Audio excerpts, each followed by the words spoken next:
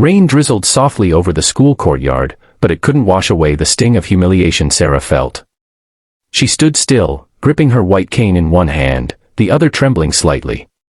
Laughter echoed around her, not the warm kind, but the cruel, sharp sound that cut into the skin like a blade. The bullies circled her, mocking the way she moved, tossing insults about her blindness as though it were entertainment. One girl, the ringleader, stepped forward and flicked the tip of Sarah's cane, knocking it sideways so it scraped against the concrete. "Oops," she smirked, "guess you didn't see that coming." The crowd snickered. Sarah said nothing, but deep inside, a fire she had long kept hidden began to burn.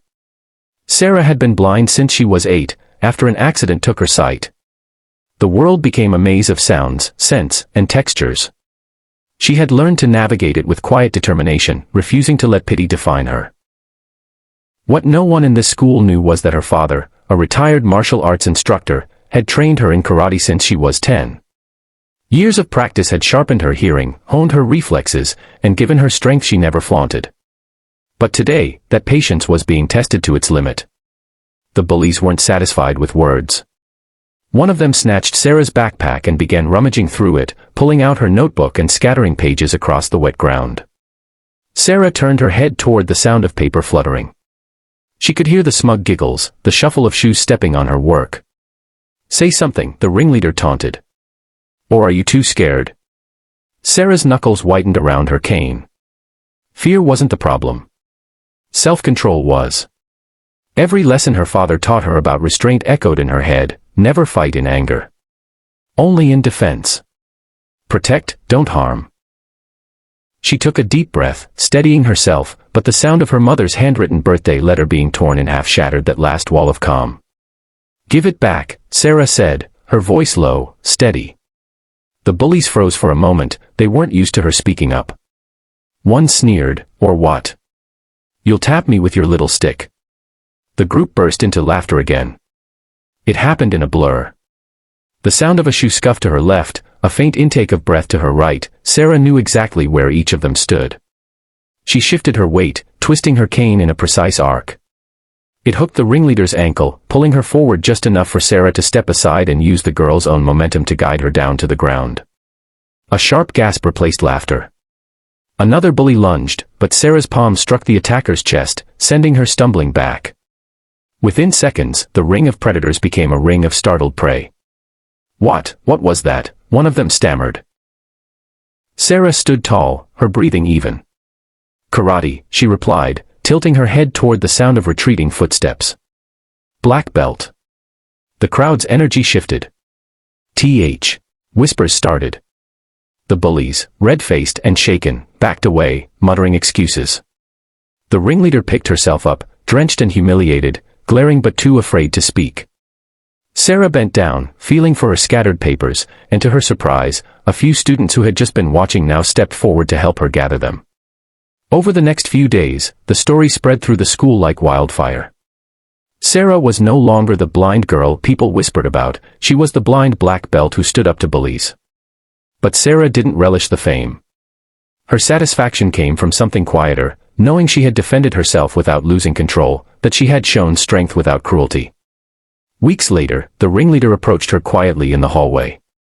No entourage, no smirk. She mumbled an apology, barely above a whisper. Sarah didn't smile, but she nodded, accepting it. She had learned long ago that forgiveness wasn't about forgetting. It was about moving forward without letting hate weigh you down. Sarah kept walking, her cane tapping softly against the floor, head held high. She wasn't just navigating the hallways anymore, she was walking through life with the unshakable knowledge that her greatest power wasn't her black belt. It was her ability to rise above the darkness, both the one in her eyes and the one in other people's hearts. In the end, the bullies learned something they'd never forget: the quiet ones are often the ones you should never underestimate. And Sarah? She knew that every step she took, no matter how blind, was filled with purpose, strength, and pride. Sarah's reputation around school began to change in ways she hadn't expected. For years, she'd been the background character in everyone's story, the quiet girl people whispered about but never truly knew. Now, she heard her name in the hallways, not in pity, but in awe. Students she'd never spoken to before were suddenly greeting her, offering to walk with her to class, and even asking about karate. One afternoon, during lunch, a younger boy named Liam sat beside her. His voice trembled as he spoke. "They pick on me too, but I'm not brave like you."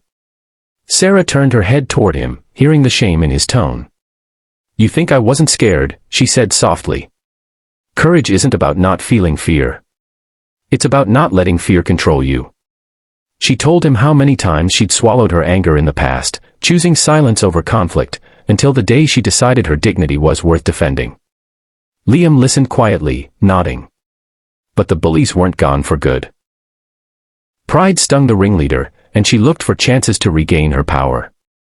One cold morning, Sarah overheard her plotting with her friends near the lockers, planning to trip her in the hallway where the floor was slick from rain. Sarah didn't flinch. Instead, she smiled faintly, as though she'd heard this game before. When the moment came, she used her cane not just for navigation, but to catch the subtle shift in air as someone stepped in front of her. In one graceful move, she sidestepped, allowing the would-be tripper to stumble into a trash bin. The hallway erupted in laughter, but this time, it wasn't at Sarah. That was the final blow to the bully's power. Slowly, they stopped targeting her, realizing every attempt ended in their embarrassment. Without the constant shadow of ridicule, Sarah's school days grew lighter. She joined the debate club, surprising everyone again with her sharp arguments and quick wit. People began to see her not as the blind girl, but as a strong, multidimensional person with skills and confidence they admired. Months later, at a school assembly about anti-bullying, Sarah was invited to speak. Standing on stage, her white cane in hand, she addressed the crowd. "We all face battles you can't always see," she began. "Mine isn't just blindness, it's choosing every day not to be defined by it. And for some of you, your battle might be something else, but I promise, you're stronger than you think." Her words were met with applause, but more importantly, with silence, the kind where people are truly listening. Afterward, Liam ran up to her, beaming. "I stood up to them today," he said proudly. Sarah smiled, resting a hand on his shoulder. "That's the first step," she told him. As the months rolled on, Sarah's life kept proving one truth: strength isn't measured in sight, size, or even belts. It's measured in the moments you refuse to let others decide your worth. And Sarah, the girl once humiliated in the courtyard, had become living proof that no one could make her feel small without her permission. She walked home that day with her cane tapping lightly against the pavement, the setting sun warming her face. She couldn't see it, but she didn't need to. She could feel the light. And for her, that was enough.